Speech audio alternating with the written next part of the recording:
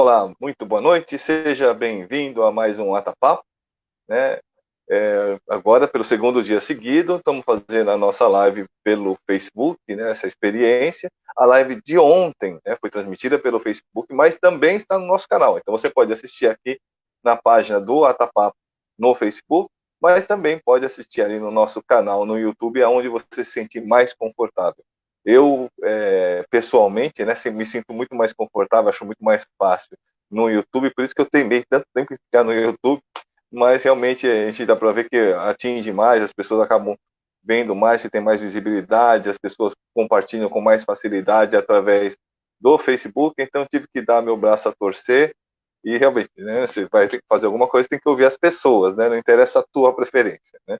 Então, estamos aqui no Facebook, e na segunda-feira eu havia dito que não ia mais passar os números, nem nada disso, porque, né, o governo resolveu esconder mortos e tudo mais, a maquiar, né, os números, mas parece que voltou atrás. Então, apesar de toda a subnotificação, apesar de toda a dificuldade, então vamos voltar aí a passar os números, né?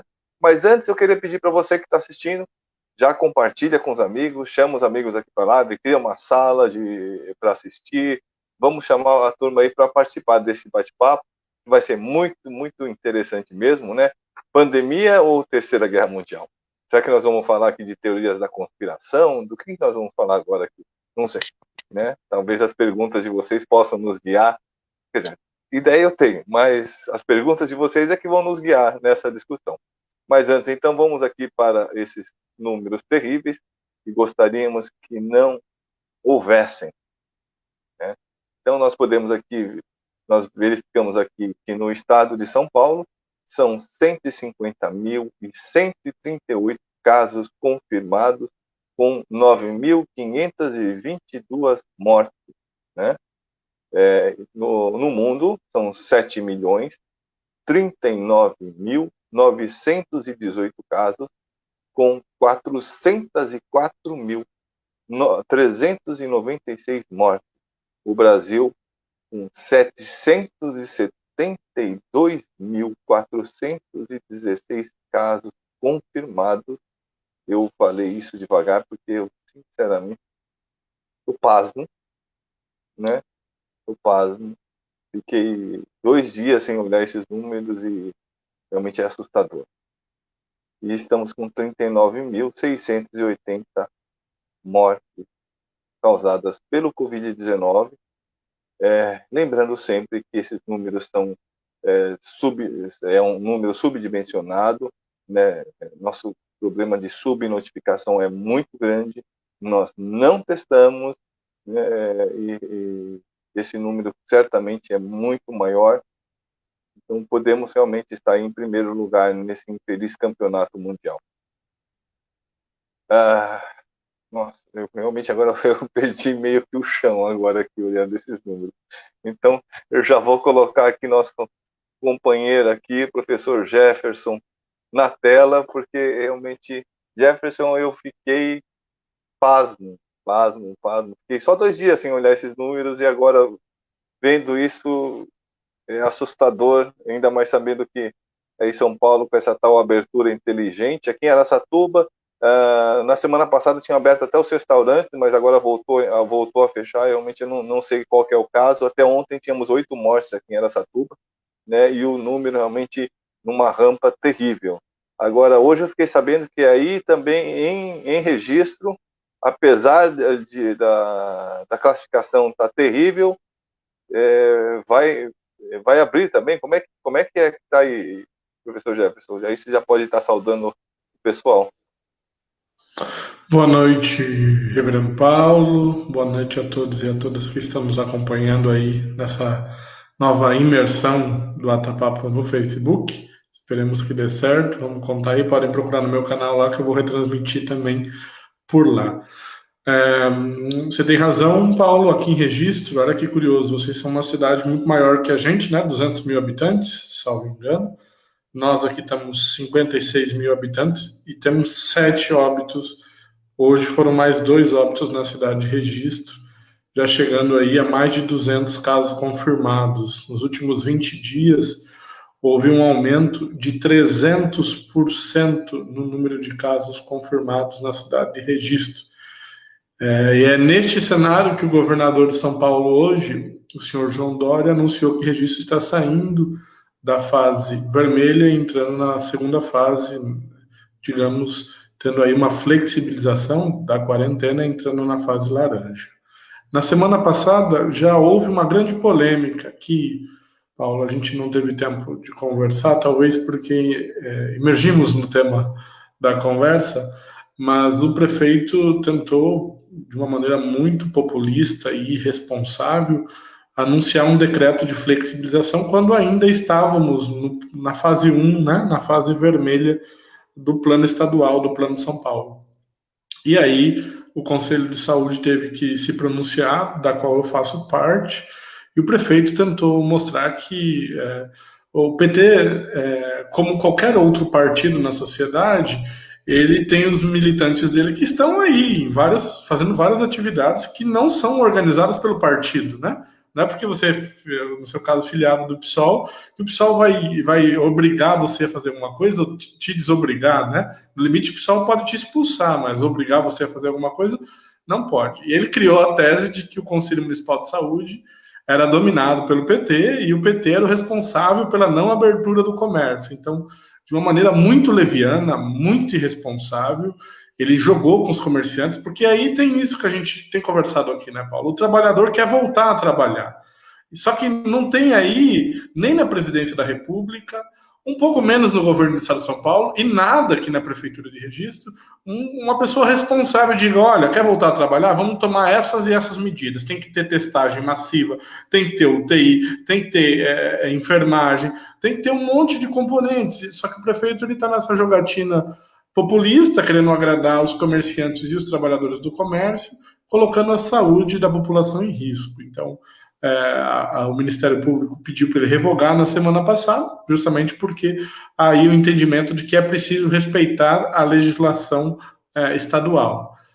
Nesse sentido, agora, com a possibilidade aberta pelo João Dória hoje, no dia 15, ou seja, na segunda-feira que vem, Registro já vai estar flexibilizando muito do seu comércio em plena curva de ascensão de novos casos e com registro de 2 novos óbitos. Curioso, Paulo, um dos óbitos, e com todo aí o pesar para a família e para os amigos, é de um policial militar de 28 anos, e até onde consta, não fazia parte do grupo de risco, de modo a gente relembrar que todas as pessoas estão suscetíveis, sejam elas esportistas, sejam elas não detentoras de comorbidades, todas estão suscetíveis, infelizmente, ao óbito por essa doença. Daí a importância da gente reforçar. Então fica aí a minha grande preocupação. Estamos numa curva de ascensão com o anúncio da reabertura do comércio. Estas são duas coisas que não deveriam coincidir. Nenhuma cidade poderia flexibilizar as medidas de isolamento com a curva de ascensão de contágio subindo. E é isso que o prefeito de Registro está fazendo aqui de maneira irresponsável e populista, assim como o presidente da República a nível federal e o João Dória por ter feito essa medida de desclassificar a cidade com a curva de ascensão em risco. Então nós temos poderes aí que não estão de alguma maneira se responsabilizando pela crise sanitária, pela crise de saúde, e o grande temor é que a população mais pobre, mais carente, é a que vai mais sofrer, né? Inclusive os donos de loja talvez nem vão aparecer nas lojas e vão mandar os funcionários trabalhar. Mas essa, como a gente conversava hoje à tarde, é de praxe, né, Paulo? A nossa burguesia é uma burguesia sedenta por sangue, né? Ela matou os indígenas, ela matou as pessoas escravizadas da África, ela matou as pessoas negras livres, mas sem nenhuma possibilidade de inserção socioeconômica. Ela mata quando ela tem possibilidade de matar. Então a gente não tem que ficar surpreso, a gente tem que organizar formas de resistir ao genocídio histórico cometido pela nossa elite econômica aqui na América Latina em geral e no Brasil muito especificamente. Não, é terrível, mas assim, aproveitando que o pessoal está chegando ainda, você que já chegou, volta a pedir, compartilhe com os amigos, chamem os amigos aí para estarem participando desta live, né? Vocês viram o título, né? Pandemia ou Guerra Mundial. Então vai ser bastante interessante. Vamos aguardar aí que bastante pessoas venham para participar desse bate-papo. Eu espero os comentários de vocês, as participações. Mas eu queria aproveitar ainda nesse esquenta, né, digamos assim, para te perguntar uma coisa, Jefferson. Assim, eu não sei, tá? Se por acaso estiver errado, me mandem, né? Eu não vi, né? Assim, com tanta... tá certo, televisão eu não assisto fazem muitos anos, que eu não tenho paciência para assistir televisão. Eu só assisto as coisas via internet, eu não vejo o Jornal Nacional, eu vejo o que comentam sobre o Jornal Nacional, Jornal da Band, o da T, essas coisas. Então, isso eu nunca vi, né? Mas você tem alguns prefeitos, por exemplo, que têm mantido, tá? Eu acho que está dando um eco aí no seu... vou mutar o seu microfone aqui, já. Pronto. Tirei aqui já. Ah, tá. Estava compartilhando no meu perfil. Legal. Então, e eu sei que alguns prefeitos têm feito lives, por exemplo, como nós estamos fazendo agora, não é nada tão difícil. Eu não pago nada para essa ferramenta. Aliás, se eu conseguisse pagar pela ferramenta, eu estaria fazendo talvez ao mesmo tempo no YouTube, no Facebook, ou no Facebook e no Instagram, que eu não sei nem mexer em Instagram, mas é algo que está de acesso razoavelmente fácil, né? E o prefeito daqui não fez nada, né? Eu não vejo ele se dirigir à população até agora. Não vi. Se o fez, peço desculpas, né, pela minha ignorância, e eu sempre digo aqui, né, está convidado a vir aqui no canal a falar também, né? Mas e aí, em registro, o prefeito tem feito algum comunicado à população, tem se dirigido à população em relação a esse momento que estamos passando? Pergunta excelente, Paulo. Inclusive, quando ele fez a leviandade de citar o Partido dos Trabalhadores na semana passada, a gente fez um vídeo de resposta, depois posso até te encaminhar também, na qual a gente chama atenção para isso. Em várias cidades do Brasil foram criados comitês de enfrentamento. Nesses comitês se reuniam várias autoridades, né, o prefeito, o presidente da Câmara, os conselhos de saúde, o pessoal técnico da vigilância epidemiológica e da vigilância sanitária, funcionários da saúde e por aí vai, entes estaduais, representantes de entes federais, cuja liderança nos municípios ficava a cargo do prefeito. Pois aqui em Registro, Paulo, este prefeito não foi capaz de conduzir uma reunião deste comitê de enfrentamento ao coronavírus. Muito pelo contrário, ele se omitiu na maior parte do tempo.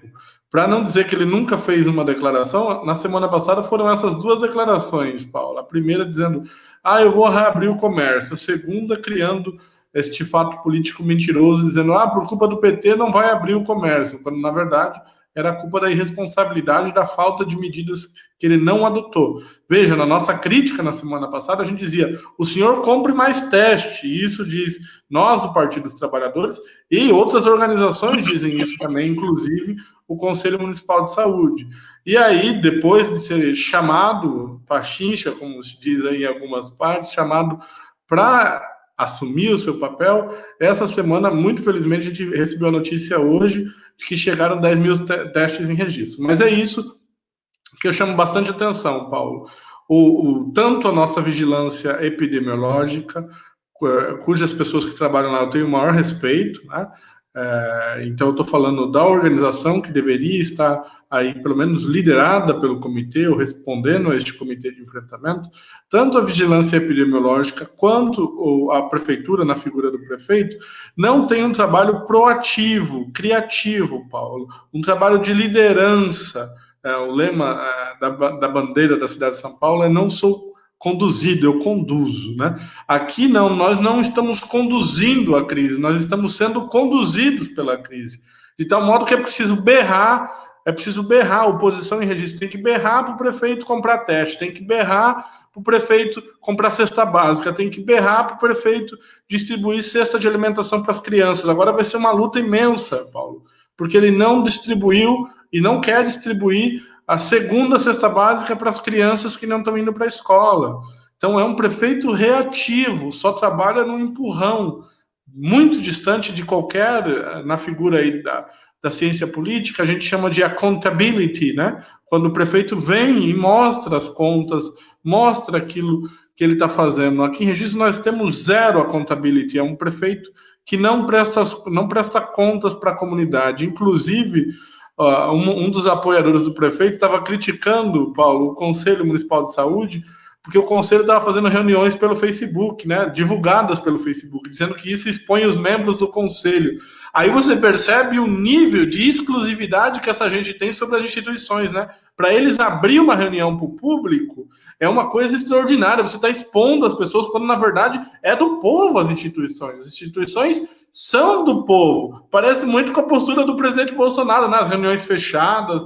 O que eu falo aqui é de interesse meu, não é do povo. Claro que não. Você está exercendo um cargo público. Tudo que você fala tem que ser ouvido pelo povo. Não tem, a não ser que você esteja numa guerra, ou esteja preparando uma guerra, ou esteja preparando medidas econômicas para o mercado, que aí tem que ser uma coisa em segredo para você não beneficiar ninguém, você tem que ser extremamente transparente. Então, aqui em Registro, nós não temos transparência, nós não temos responsabilidade, e não é por falta de dinheiro, Paulo, é por falta aí de responsabilidade e competência dessa gestão que administra registro de maneira tão equivocada, de maneira tão mínima e minúscula, né, para poucos e de maneira tão pequena. Agora que você introduziu, né, esse tema aí da guerra, eu acho que dá até para a gente entrar, pedir novamente, pessoal que tá, já vi que chegou bastante gente, compartilhar, dá o seu like aqui, né, deixa a sua impressão, se você não gostou também, dá o dislike, mas faça a sua reação, que ela é muito importante para que o vídeo seja mostrado para mais pessoas, né, e manda também o seu comentário.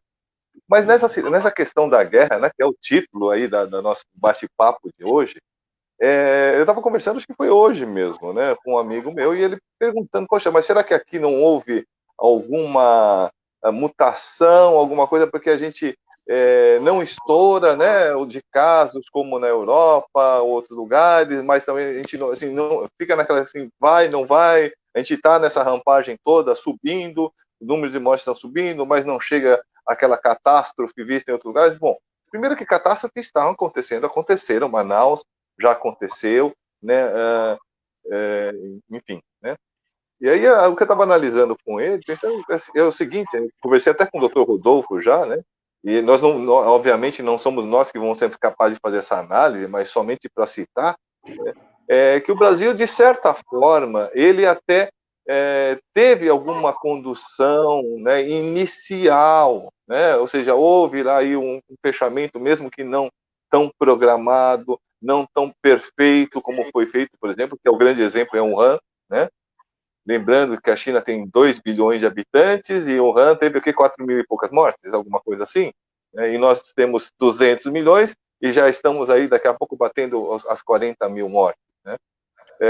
Então, mas o grande problema é que, assim, se por um lado existia uma tentativa de contenção por parte dos estados, o governo federal incentivava a ir às ruas. Então você tem essa dicotomia, essa briga, né, entre poderes, e que continua ainda, com a piora que agora, inclusive, os governos estaduais estão abrindo mão, né, por questões políticas, questões orçamentárias, seja lá quais forem, né, e com isso, quem fica exposto é a população. E aí me veio realmente essa cena de guerra. Por quê? Eu imaginei, assim, para dar um panorama que é mais conhecido para nós aqui do Ocidente, seria como, assim, na Segunda Guerra Mundial, né? Durante os bombardeios, né? Quando vinham ali os bombardeios alemães, ou mesmo na Primeira Guerra Mundial, só que eu estou falando da Segunda Guerra Mundial por causa do nome que eu vou usar, né? Winston Churchill começasse a berrar ali nos alto-falantes e nas rádios inglesas para a população: vão às ruas, ao invés de soar sirenes, para que a população entrasse, né, nos abrigos para tentar se salvar, para tentar se proteger do bombardeio. O primeiro-ministro da Inglaterra começasse a gritar: não, vão às ruas, vão às compras, vão ao comércio, vão trabalhar, são só bombinhas. A cena que me vem é essa, por quê? Porque a verdade é que trata-se, é um cenário de guerra, né? É um cenário de guerra, e é totalmente diferente. Não, temos que preservar a economia. Como é que você vai preservar a economia com uma pandemia rolando solta, matando pessoas, né? Nós já falamos aqui dos aspectos negativos para a imagem do Brasil, né, em relação à condução totalmente inconsequente, genocida que está vendo dessa pandemia no Brasil, e com isso vai ter reflexos, né, nas relações diplomáticas e as relações comerciais do Brasil com o mundo, né? Então, assim, não dá para olhar isso como simplesmente uma doença, não, é uma pandemia, é uma operação de guerra, né? Nós deveríamos ter já o quê? Já ter feito a adequação da indústria para produzir respiradores, não foi feito, inclusive foi bloqueado pelo governo, né? Então, todas essas atividades aí que nós poderíamos estar tendo, inclusive até para pensar no pós, né? Porque no pós, eu particularmente que vejo o pós-pandemia não é um pós-pandemia, é pós-guerra. É uma situação de guerra, não dá para ficar pensando como se tudo tivesse a normalidade, inclusive, não, como dizem várias pessoas, sequer dá para imaginar se realmente haverá uma normalidade como nós estávamos acostumados. Agora passo a bola para você e deixo essa batata quente na tua mão. A gente se provocava hoje, né, que tema seria interessante para a nossa conversa, e tu sugeriste bem este tema: pandemia ou guerra mundial, pandemia e guerra mundial, ou pandemia na guerra mundial. A gente tem várias variações possíveis. Certo é que nós vivemos uma situação de guerra. Uma situação de guerra exige um esforço de guerra. Um esforço de guerra exige a gente pensar em 3 níveis fundamentais na estratégia ou na guerra. O nível estratégico é aquilo que a gente vai fazer para fazer o país se livrar ou superar o problema. O nível tático, né, que são as ramificações da estratégia para ela dar certo. E o nível operacional. Digamos que a gente poderia pensar nesses 3 níveis, o estratégico, o tático, o operacional, nos entes federados do Brasil, tanto no nível federal, quanto no nível estadual, quanto no nível municipal.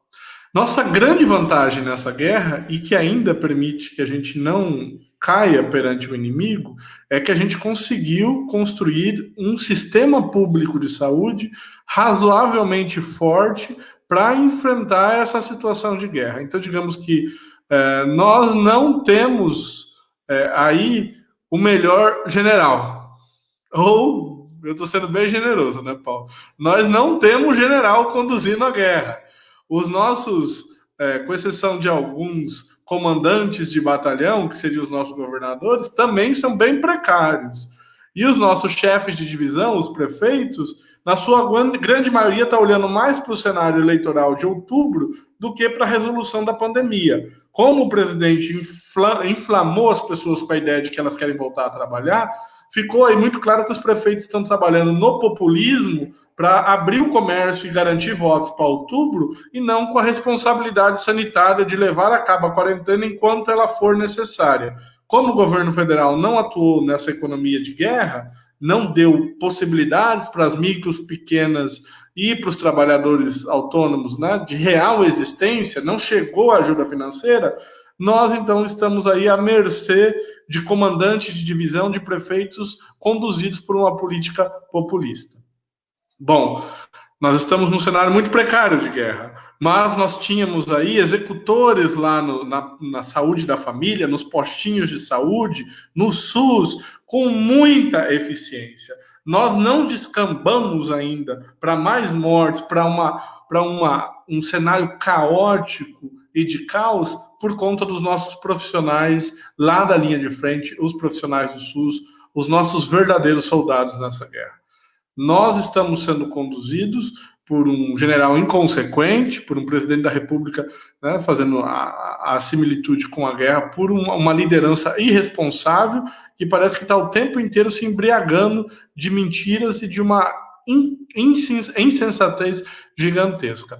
Veja, Paulo, nós já no Brasil temos mais mortos do que a guerra espanhola, do que a febre espanhola. Então nós já chegamos no Brasil a mais mortos do que a principal pandemia na história da humanidade em termos de mortos, não em termos de extensão. esta pandemia do coronavírus já é a mais extensiva da história da humanidade. Só que em termos de número de mortos, e naquela época você tinha uma dificuldade muito grande de estatísticas, né? Então você tem estimativas de 4, 5 milhões de mortos, ainda se diz que a gripe espanhola matou mais gente. Comparando com esta crise, nós já perdemos mais vidas do que a principal pandemia em termos de mortes da história da humanidade. Mais do que isso, né? Vamos comparar com uma guerra, Paulo. Nós já perdemos mais gente morta, o obituário nosso está maior com o coronavírus do que o número de soldados que a gente enviou para a Segunda Guerra Mundial. Muito mais, não dá nem para comparar, entendeu? E não temos as estatísticas precisas, mas quero fazer esse levantamento para quarta-feira que vem. Eu creio que nós já matamos, com a crise do coronavírus, mais gente do que em todas as guerras que o Brasil já travou. Então, de fato, é uma guerra, de fato, nós estamos perdendo o nosso povo para essa guerra, já são 40 mil mortes, né, Paulo? Infelizmente, como você anunciaste aí no começo do programa, beirando os 40 mil, 700 mil casos, mais de 700 mil casos confirmados, ainda num cenário de subnotificação. Então, nós estamos em guerra, estamos perdendo a guerra. Parece que no meio da guerra, em vez de deixar as nossas defesas mais fortalecidas, a gente está falando para o nosso exército, olha, pode descansar que o inimigo está longe, o inimigo está na beira das nossas muralhas, a gente está descansando no momento em que não deveria descansar. Com descansar eu estou falando disso, os levantamentos das quarentenas, as flexibilizações. São Paulo vai abrir shopping center amanhã, não é, Paulo? Imagina, num feriado de Corpus Christi, num feriado que as pessoas naturalmente vão para shopping, tá todo mundo querendo sair de casa, né? Tá todo mundo nesse cansaço, né, do isolamento. Você vai abrir o shopping num feriado. Eu temo que nós vamos viver uma catástrofe na cidade de São Paulo nos próximos dias, sobretudo nos bairros mais pobres, entendeu? Porque a capacidade de manter o isolamento dentro de casa, na comunidade, é muito menor. Você tem lá uma ocupação de leitos já razoavelmente alta, para cima de 60%, dependendo do município da Grande São Paulo. Então, falando em guerra, a nossa guerra parece uma guerra de criança, assim. A gente não está olhando os pilares para vencer o coronavírus, né? A gente não está olhando as experiências exitosas no mundo. Olha o caso da Nova Zelândia, que aplicou um rigoroso distanciamento e isolamento e agora não tem novos casos registrados. O caso de Cuba, que investiu massivamente aí lá na saúde da família, nos postos de bairro, e conseguiu sair bem da crise com informação, né? Alguns países na Europa que conseguiram fazer um enfrentamento de qualidade, Portugal. Nós não estamos olhando os melhores exemplos, nós estamos olhando os piores exemplos e nós estamos fazendo da pior maneira os piores exemplos. Então, não há como desvincular a responsabilidade do presidente da República, não há como, porque ele deveria ter uma postura mais proativa, da mesma maneira que os prefeitos da cidade, o nosso prefeito aqui especificamente, e mais do que isso, né? É o respeito a cada cidadão e a cada cidadã que está morrendo por conta do coronavírus. Isso é responsabilidade direta do presidente da República. Assim como um general tem responsabilidade pelos seus mortos, o presidente da República tem que assumir a responsabilidade por cada brasileiro e por cada brasileira que está morrendo aí em cidades que já não têm UTIs e respiradores, e essas pessoas vão morrer. São pessoas, não são números. Os generais às vezes olham para os números e esquecem que estão olhando para as pessoas. Daí nós temos um general interino como secretário, como ministro da Saúde, um irresponsável, aquele senhor Pazuello, Paulo. Ele é um irresponsável. Os tipos de declarações que ele faz são de pessoas que estão em transição num cargo, que não estão nem aí para a saúde pública. Não é pelo desastre da declaração dele de ontem, de dizer que o nosso Nordeste, por estar próximo da linha do Equador, está mais próximo do inverno do hemisfério norte do que do nosso inverno aqui. É um desconhecimento muito grande, sabe? Cada vez fica mais claro. Eu espero que todo brasileiro veja isso. Além de uma pessoa com características autoritárias, muito próximas do fascismo, do nazismo, o Bolsonaro não representa o mínimo que a gente esperava da classe militar, que é o conhecimento do país, que é o respeito à pátria. Ele é antipatriota, ele é antinacionalista, ele é antipovo. Eu acho que isso tem que ficar muito claro para cada um e para cada uma no Brasil. Não é mais ser petista ou não ser petista, gostar ou não gostar do Bolsonaro. É avaliar o presidente da República, que a gente não tem hoje. Nós não temos presidente da República. Nós não temos direção de saúde. Nós estamos. Aí vale mais a lógica de um barco, Paulo. Nós estamos no mar, com uma ventania gigantesca exigindo do comandante uma direção, e o comandante não sabe olhar uma bússola, não sabe olhar para o céu, não sabe achar o cruzeiro, não sabe achar a estrela polar, não sabe mexer numa bússola. Nós estamos perdidos, embriagados na insensatez de um presidente irresponsável. Daí a ideia de que nós vamos ainda ter baixas muito grandes nessa guerra contra o coronavírus, de maneira muito infortuna, de maneira muito triste. E é claro, né, do ponto de vista do mundo, veja a China, né? A China teve um projeto, a China tinha um programa, isolar a região, controlar no resto do país, tempo para abrir a economia, tempo para recuperar a economia, investimento, os bancos todos trabalhando. O governo federal não tem capacidade de colocar os bancos para emprestar. Hoje ele admitiu numa entrevista, hoje teve uma reunião aberta do governo federal, eles vão colocar os bancos públicos porque eles não conseguem fazer os bancos privados emprestar o dinheiro nosso, do governo, que o governo deu para os bancos privados não querem emprestar. Então, é incapaz, ele está de joelhos para os ricos da nação, de joelho para o agronegócio, que continua destruindo a Amazônia, de joelho para os grandes bancos, que continuam roubando nosso dinheiro, roubando toda a nossa riqueza, de joelho para a milícia do Rio de Janeiro, hoje foi preso mais um acusado de matar a Marielle Franco, de joelho, acabando com a nossa independência da Polícia Federal, com essas operações aí, a operação de hoje contra o governador do Paraná, do Pará, com o qual eu não tenho nenhuma simpatia, fique bem claro isso aqui. É só você ler um pouco da ação da Procuradoria-Geral da República. Antes a gente falava que o procurador era um engavetador, né, Paulo? Agora não é apenas engavetador, ele parece um capataz do presidente da República. Se você olha a representação hoje contra o governador do Pará, ela é absurda, ela é indecorosa. Então, a Procuradoria-Geral da República virou um órgão da milícia do presidente Bolsonaro. Está acabando com a autoridade da Polícia Federal, com a independência da Polícia Federal. É um país que ele está transformando numa ditadura miliciana. Terrível, terrível, realmente terrível. Mas dentro desse cenário todo, né, dentro dessa loucura toda, quando a gente fala em pandemia ou guerra, né, e assim, quem chegou agora, né, é que nós estamos tentando fazer uma comparação que não se trata simplesmente de uma doença, de uma crise, de um surto. Tá? Um surto é uma coisa. Tá? É uma situação, eu acho que assim, a gente pode até comparar com aqueles filmes de invasão da Terra ou algo assim, né? E assim, o Brasil ele vai se arrastando cada vez mais. E já existem previsões, já existem pessoas pelo mundo dizendo que o Brasil não sairá da crise. Né? O Brasil não sairá da crise, justamente por quê? Por causa dessa não administração da crise, por causa dessa total miopia, né, em relação ao que deveria ser feito. Mas tem uma coisa que me preocupa bastante, é um efeito da insensibilidade. Né? O que acontece? No Equador, por exemplo, a coisa explodiu de tal maneira que não teve como, né, a população ficar insensível ao que estava acontecendo. Manaus, eu não sei, não conheço ninguém de Manaus, ou pelo menos não conversei com ninguém recentemente de Manaus, não sei qual que está a situação da população lá. Né? Mas aqui, por exemplo, em São Paulo, São Paulo que já está com 9.522 mortes, né? São Paulo é uma cidade de mais de 10, acho que 12 milhões, aliás, desculpa, esse é o estado de São Paulo, né? O estado de São Paulo com 9.522 mortes, eu não sei qual que é a população do estado de São Paulo, né?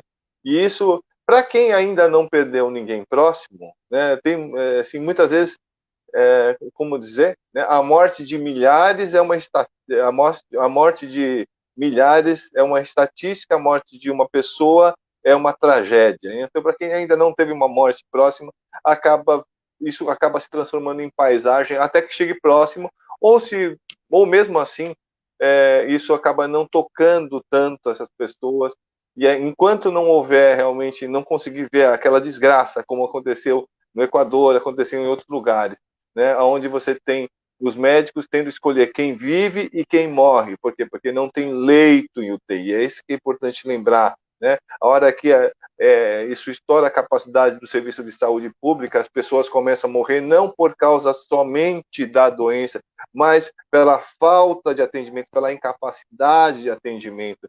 E aí as pessoas não vão morrer só de Covid-19, vão morrer de infarto, de AVC, de acidente, de uma série de outras coisas. Por quê? Porque não existe como atender. O atendimento ele se esgota. A capacidade do atendimento de saúde ela fica realmente totalmente tomada, né? E aí você vai ver essa desgraça toda. Talvez chegando nesse ponto as pessoas acordem. Enquanto não chega nesse ponto, nós estamos já há 3 meses, isso parece que começa a criar um calo, né?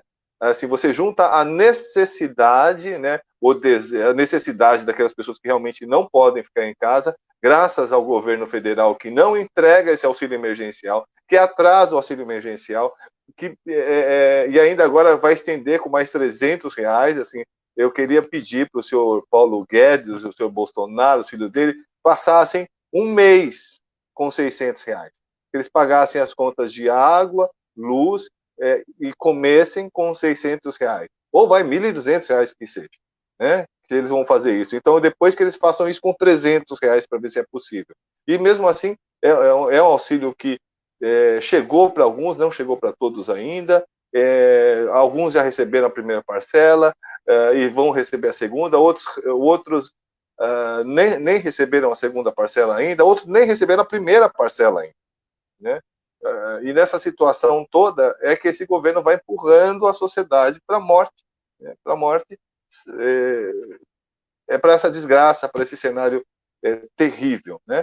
E mais, né? Quando a gente fala do pós-pandemia, que já estamos falando no pós-pandemia, que é uma coisa maluca, né? Sem nem ter chego, né? Como você falou ali da Nova Zelândia, a Nova Zelândia abriu já, e o que ela está fazendo? Ela está estimulando o turismo interno. Os neozelandeses, eles viajarem pelo país. Por quê? Para ativar a economia e tudo mais, mas dentro do país, para eles não ficarem indo para outros lugares, se infectando e voltando para Nova Zelândia. Né? Por quê? Porque a Nova Zelândia é um país que depende muito do turismo. Então, ela está o quê? Estimulando o turismo interno, ou seja, verificando qual que é a maior capacidade do país e, dentro disso, procurando ativar novamente a economia. Né? E aqui o que nós temos? O Paulo Guedes reúne-se com políticos do Centrão para falar de mudança de nome do Bolsa Família, que vai mudar os projetos, que vai fazer unificação, vai fazer, tudo no gerúndio, estaremos fazendo, sem proposta nenhuma, e falar sobre a questão do Banco Central, de autonomia para o Banco Central. Né? Então, assim, não existe nenhum projeto, né? Ou seja, o país está arrasado. Segunda Guerra Mundial, acabou lá a Inglaterra, acabou tudo aquilo. E agora o que é que vai fazer? Vai ter que ter reconstrução. Muito bem, as nossas estruturas, prédios, pontes não foram destruídas por bombas, mas os empregos foram destruídos. As pequenas empresas foram destruídas, as médias empresas foram destruídas. O que vai ser feito? Tirar mais direito ainda? É isso que vai salvar? É isso que vai ajudar? Banco, a questão dos empréstimos, nem a questão de empréstimo, porque quem é o microempresário maluco que, mesmo que houvesse empréstimo, ia pegar empréstimo nessa altura do campeonato? Não. Né? Não. Teria que ter realmente uma ação muito mais forte, mais efetiva do governo, tanto para no auxílio às pessoas, né? Um auxílio, realmente um auxílio, uma renda mínima cidadã, como sempre disse, como a décadas fala nosso querido Suplicy, e as pessoas davam risada dele, né? Ele era fazer um chacota, né? Fazer um chacota das ideias do Suplicy, e agora não, agora foi implementada não só no Brasil, como no mundo, né? E não só nesse sentido, para as pequenas empresas, para as médias empresas, e também, assim, qual é o foco? Qual é o foco? Qual que é a fortaleza de registro? Como é que o registro vai manter a sua capacidade como município? Por quê? Porque não vai ter recurso para pagar nem salário do funcionalismo público. A verdade é essa, não vai ter. Não tem. Ou o governo vai ter um plano para isso, ou simplesmente o que nós vamos ter é desespero em massa. É essa a situação que nós temos. Por isso que é guerra mundial. Né? E nessa situação, né, é muito interessante que o Brasil, por um lado, né, tenha um plano como federação, tenha um plano como Estado, planos como município, sempre procurando essa sua força, como fez a Nova Zelândia, e também buscando os parceiros externos. Né? E quais seriam os parceiros externos mais interessantes para o Brasil? Estados Unidos, com certeza, não é. Né? Com certeza não é. Os Estados Unidos nunca foi parceiro interessante para ninguém. Né? África, não sei. Né? Europa, não sei. China, certamente, né? A China é a protopotência que está saindo disso. Né? Essa pandemia, essa guerra, né? ela acelerou um plano que a China já tinha há muito tempo, que ela estava, digamos assim, comendo pelas beiradas, e agora ela vai realmente assumindo esse protagonismo no cenário mundial. Né? Mas aí eu pergunto, seja a China, seja a Europa, seja o que for, né? O Brasil, mantendo aquele cenário, né, de uma invasão e tudo mais, a impressão que dá, a impressão que passa, né, assim, ou a gente pode colocar nesse caráter ficcional, é que enquanto os outros países, né, estavam em guerra contra esses invasores, o Brasil se tornou um aliado dos invasores. Como é que fica, a partir daí, o Brasil no cenário internacional? Né, o que é que nós podemos fazer, já que não se pode contar com o governo federal e agora nem com o estadual? Né? Vamos pensar assim, daqui para frente são eleições municipais, então como é que os partidos progressistas podem estar desenhando alguma coisa para tentar se fazer esse elo aí e realmente tentar algum suporte, tentar alguma ajuda, tentar algum convênio, tentar fazer, assim, se desvincular, né, desta imagem terrível que o Brasil ficou. Provocação bem intensa, né? Que faz a gente pensar num tanto nível como nação, como cidadão, como município. Do ponto de vista histórico, todas as crises, né? A Primeira Guerra Mundial, e o que levou a ela e o que resultou dela, é caracterizado por dois fenômenos básicos, Paulo. O primeiro é a ascensão do nacionalismo, e aí nas várias vertentes, né? Desde o nacional-socialismo de Hitler, quanto ao nacionalismo soviético, ao nacionalismo estadunidense. Essa é uma vertente do pós-crise na história. A outra vertente é que os países vão tentando formar, como tu bem disseste, blocos de aliados. Essa ideia da mundialização, da ONU, ela ocorre depois do final da Segunda Guerra Mundial. Você tem ali no pós-Primeira Guerra Mundial a tentativa frustrada de construir a famosa Liga das Nações. Ela é frustrada porque não havia acabado o período de conflito entre os países, né? Quando a Inglaterra vinha numa espiral descendente, perdendo força, a Libra perdendo força, os Estados Unidos vinham numa espiral crescente, mas não queriam assumir o papel de capitão do mundo ainda, né? O papel de capitão do mundo significa mais responsabilidades, sobretudo do ponto de vista da emissão de moeda, para garantir aí, essa moeda tem que chegar no mundo inteiro. Como é que essa moeda chega no mundo inteiro? Eu tenho que consumir os produtos do Brasil, para o Brasil receber em dólar. Eu tenho que consumir os produtos da China, para a China receber em dólar. Então, de uma economia pujante, exportadora, os Estados Unidos transforma-se numa economia importadora. Você precisava de um bloco, né? Sozinho não dá para fazer. Mesmo um país de condições continentais, como é os Estados Unidos, como é o Brasil, precisa de aliados. O Brasil cada vez mais isolado, Paulo. Semana passada, o parlamento da Holanda já disse que não vai aceitar o acordo do Mercosul com a União Europeia. E esse acordo seria muito benéfico para um grupo muito próximo do presidente Bolsonaro, que é o grupo da agroexportação, os latifundiários, né? Esses que que estão poluindo o nosso país e devastando a nossa floresta. Este é um grupo muito próximo do presidente Bolsonaro. No Mercosul, a Argentina dá sinais de que o Brasil é um parceiro a mais. Para a Argentina, sempre o Brasil foi o principal parceiro econômico e vice-versa, principalmente na exportação de produtos manufaturados. A Argentina era o principal destino da exportação de produtos industrializados, aqueles que geram mais valor agregado. Eu vi essa semana que, a partir de O Brasil agora... capitaneava o Mercosul. Exatamente. A partir da semana passada, a China se tornou o maior parceiro comercial da Argentina, tirando o lugar do Brasil.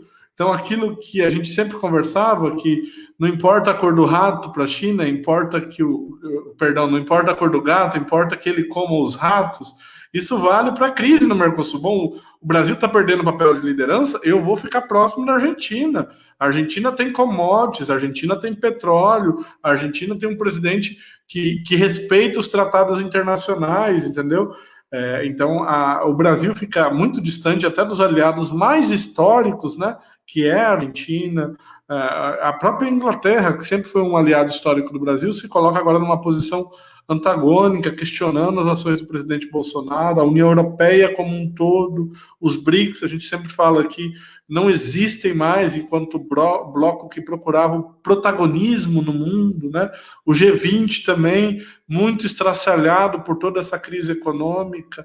Os Estados Unidos vão ser a sede da próxima reunião do G7, que o Trump quer convidar mais 4 nações, vai ser um G11, e não coloca o Brasil na lista de convidados, né? A OMS tirando o Brasil da lista de países que vão receber a vacina quando ela for desenvolvida, e por aí vai.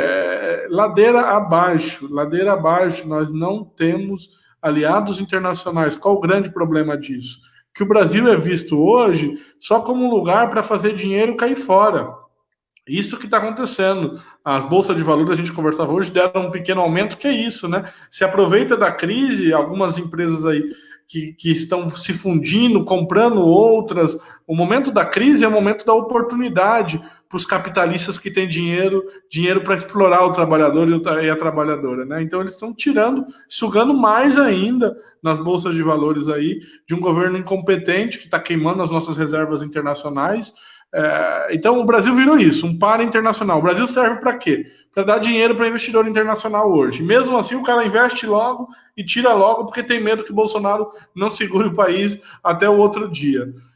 E isso, obviamente, traz uma insegurança gigantesca no micro, né? No micropoder, no caso aí, pensando no ente federado, que são os municípios.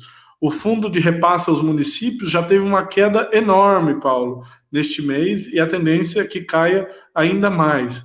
A despeito dos municípios estarem recebendo, a partir de segunda-feira já, o auxílio emergencial, né? Vários municípios vão receber milhões, salvo engano, a gente aqui vai receber 4 ou 5 milhões de reais em registro por conta do coronavírus. Mas a questão é que a gente tem que se preparar em nível municipal para essa crise que não foi gerenciada pelo presidente da República. Isso significa o quê? Vai estar na ordem do dia de uma eleição municipal discutir a ordem tributária do município. Que tributos sustentam o município? Quais são as fontes principais de receitas do município? Como é que o município fica se essas receitas diminuem? Porque, por exemplo, municípios do tamanho de registro não sofreram tanto com a crise econômica de 2016 em diante. Por quê? Porque boa parte dos recursos vinha do nível federal e não foi tão afetado os repasses para a educação, para a saúde, né? O fundo dos municípios também não foi muito afetado. Então não houve uma queda brusca nas receitas.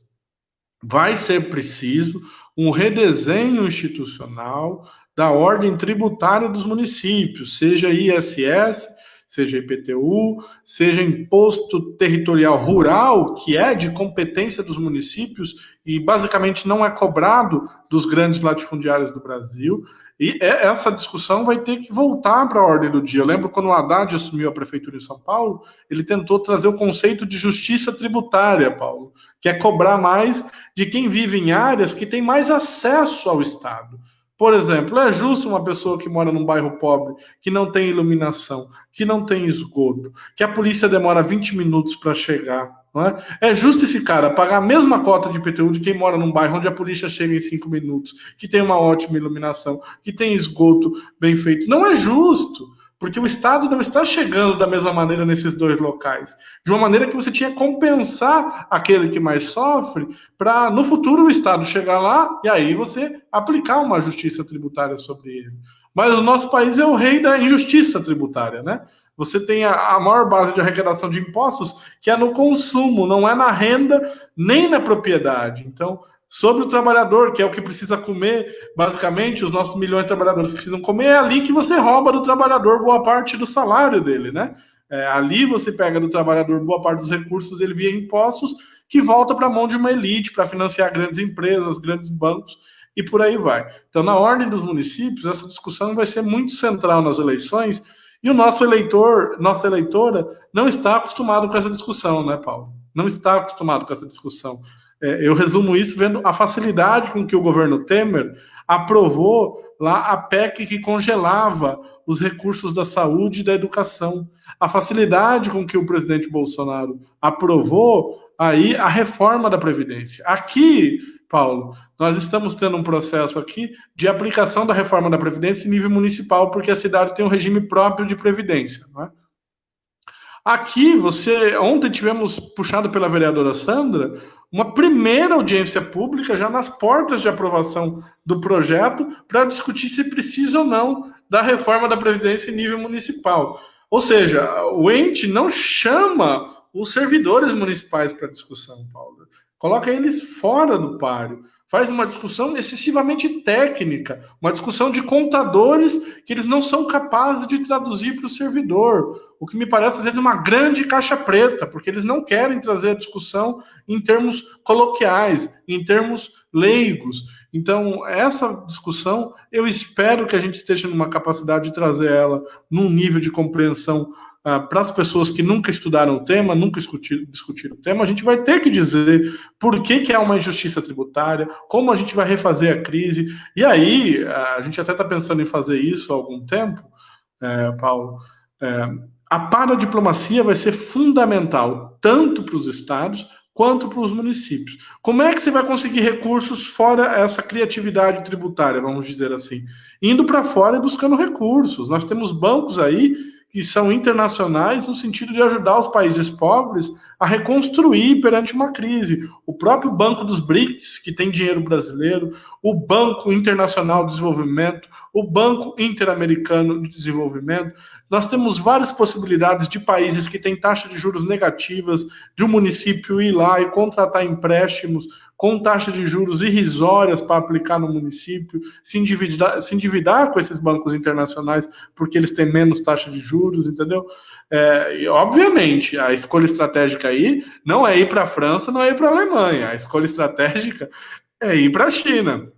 Vai para a China. Quem tem dinheiro hoje sobrando para emprestar para os países em desenvolvimento, e não porque é bonzinho, mas é porque sabe que tem retorno, é a China. Então nós vamos precisar, e vai ganhar destaque, parece que pela primeira vez, com muita clarividência no Pacto Federativo Brasileiro, a capacidade do município de procurar soluções alternativas à não dependência exclusiva dos recursos transferidos pela União, basicamente os recursos da saúde, da educação e do Fundo de Municípios, então do FPM.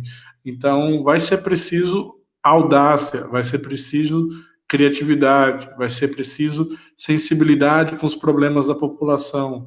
É esse o tipo de candidato, de prefeito, de liderança política, que não é gestor, não, porque não adianta só ele gerir, ele vai ter que liderar. Liderar significa criar alternativas. Está na hora da gente combater essa ideia, é só ele gerir. Não, ele vai ter que assumir um protagonismo na liderança, porque é o que nós não temos hoje, nem aqui, nem no estado de São Paulo, nem na cidade, nem em Brasília. Nós não temos líderes políticos, nós temos gestores incapazes e incompetentes, acima de tudo.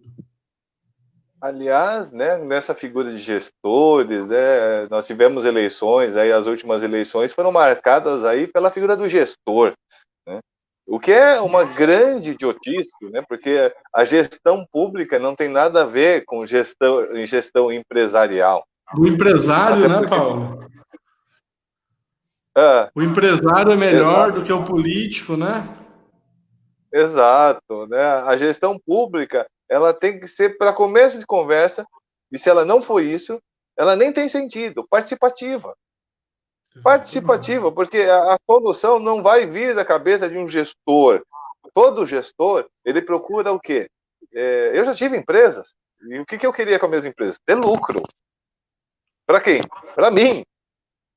Essa é a lógica, né? Agora, na gestão pública, não. Você procura o quê? O bem-estar de quem? Da comunidade, né? E a partir disso, todo o resto vem, né? Só que, assim, como você vai conseguir isso? São conflitos, assim, de interesses, no bom sentido, não é de interesses, assim, interesses, não são interesses, pessoas que têm interesse em o quê? Em não passar fome, é a primeira coisa, né? Pessoas que estão sem saúde, pessoas que estão sem educação, pessoas que estão... E aí, quais são os problemas são esses? Quais são os recursos? Quais são as possibilidades? Isso tem que ser discutido com a população diretamente. Todo orçamento, todo plano, ele tem que ser participativo. Ô, Tem que Paulo, estar... Assim, eu queria polemizar aí, e tu trouxeste um ponto ótimo para a gente polemizar. Essa ideia do gestor não é para o pequeno e para o médio empresário, foi para o grande empresário, né? Ele que é o bom gestor. Essa foi o mito criado entre 2012 em diante, né? O empresário grande ou aquele empresário. A questão é que não sou eu que digo, são os nossos grandes estudiosos da sociologia, é que o grande empresário no Brasil ele não trabalha. Ele não trabalha. Ele vive ou de renda, ou ele vive de renda da Bolsa de Valores, ou ele vive da renda da terra, comprando terra, acumulando terra, ou comprando casa, vivendo de aluguel. Em sua maior parte, os grandes empresários do Brasil, os bilionários, esses aí tipo João Dória, nunca coordenaram uma empresa na vida. Não sabem que é uma pequena e média empresa. Eles são sustentados, na verdade, pelo Estado. Eles mamam na teta do Estado. Oferecem serviço. O João Dória, o quê? Desde os anos 80, trabalha em empresas estatais.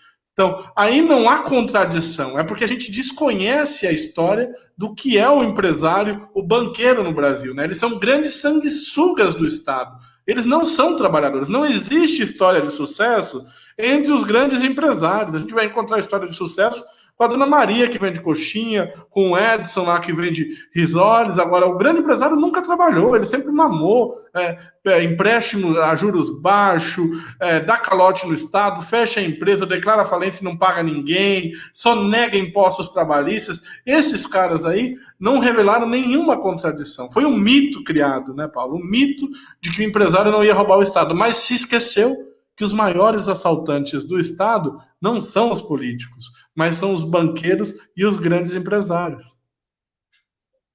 sim, os políticos corruptos, não estou dizendo todos, eles são meros capangas, né, desta tal, né, elite, que eu prefiro começar a chamar de quadrilha, né, de quadrilha que vem surrupiando o país aí desde sempre na história do Brasil, né? Mas assim, a conversa foi boa, né? Passou rápido o tempo de novo. Estou sentindo falta dos comentários, estou vendo que tem bastante gente, mas ninguém está comentando. Eu não sei se o assunto está tão bom que ninguém está comentando, mas eu senti muita falta dos comentários de vocês aqui, das perguntas, né? Mas estamos chegando já no final, né? Então vou passar aqui para o professor Jefferson dar as suas palavras finais, né? Seus complementos finais. Acho que como a gente você está migrando de plataforma aí do YouTube para cá, vai ser normal as pessoas se adaptarem, né, Paulo? Avisar elas que tá no Facebook agora e tal. Talvez seja um pouco ainda de não localização das pessoas com relação à plataforma. Mas eu tô vendo aqui que teve bastante gente assistindo, bastante gente nos escutando. Bom, mais uma vez agradeço aí o papo. Acho que esse papo de hoje é muito importante, porque assim, um esforço de guerra exigiria você trabalhar a economia para a guerra. Nós estamos no Brasil com indústrias que não produzem nem máscaras, Paulo. Nós saímos de um governo Dilma, de um governo Lula, com as indústrias produzindo caças, produzindo grandes navios para exportação de petróleo, importação de petróleo. Hoje, nossas indústrias não estão produzindo nem máscaras. É aí que você vê um esforço de guerra significaria redesenhar a nossa indústria para produzir máscaras, para produzir EPI, para produzir respiradores. Nós temos uma indústria razoável capaz de produzir isso. E não houve liderança política para isso. Isso não cai do céu. O empresário não vai fazer isso de graça, como a gente acabou de dizer. Como é que o empresário vai começar a produzir respirador lá no ABC Paulista? Com o Estado garantindo que vai comprar. Ponto. Se o Estado não assume esse papel de intervenção na economia, o empresário também não vai assumir protagonismo na economia. Não tem nenhum lugar do mundo, nos Estados Unidos, na Alemanha, tudo foi via intervenção estatal, organização do Estado na economia. Depois você teve um grau maior ou menor de liberalismo, mas tudo precisa. A Inglaterra, seria da Inglaterra ser um Estado gigantesco, capaz de dominar o mundo inteiro? Não seria nada. Então, no Brasil, nós não temos, como já dissemos aqui, um general no comando da nossa guerra. Nós temos aí um aprendiz de primeira instância de cadete ou de alguma coisa assim. Ele era cadete, né?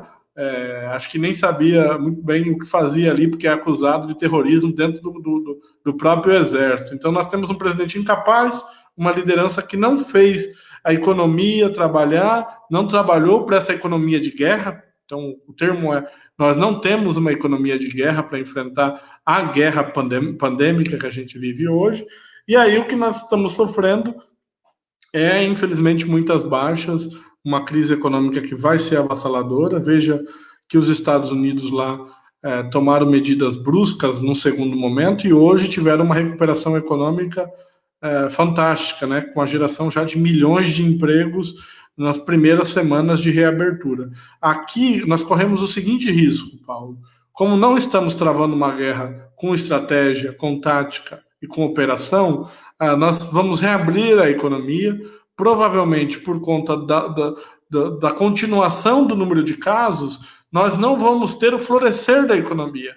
Então é esta a contradição. Vamos abrir a economia para fazer a economia circular? Vamos. Aí vai abrir a economia 2 semanas, mas não está circulando dinheiro. Não vai estar circulando dinheiro porque as pessoas não vão estar comprando enquanto a epidemia estiver vigente. Por isso que era elementar vencer a epidemia. Nós estamos reabrindo a economia sem vencer a epidemia. E isso está se mostrando aí nos vários países que fizeram essa burrada, uma medida economicamente burra, ineficaz. Então nós estamos dando um tiro no próprio pé. Sem contar com toda a irresponsabilidade do presidente, que sequer divulga corretamente o número de pessoas mortas por dia para não gerar aí uma sensação de que as coisas estão dando errado. Nós queremos viver num país das maravilhas quando a morte está batendo na nossa porta, na porta de nossa família. Então, vamos continuar aí, quem puder, fazer a crítica, alertar, mostrar por que nós temos essa situação caótica no Brasil, cuja responsabilidade é sim da falta de liderança do presidente Bolsonaro, da irresponsabilidade dele, e no mais fazer com que as nossas pequenas medidas possam fazer alguma diferença aí, manter o isolamento no que a gente puder, manter o distanciamento, mesmo que você tiver que voltar a trabalhar, tome cuidado, tome as maiores medidas possíveis, exija fiscalização por parte do município em que você vive. Um abraço, Paulo. Muito bom, professor. Não vai embora ainda não. Quero agradecer aqui a presença de todos, pedir que todos curtam aí a página, né, no Facebook do Atapapo, inscrevam-se também no canal no YouTube.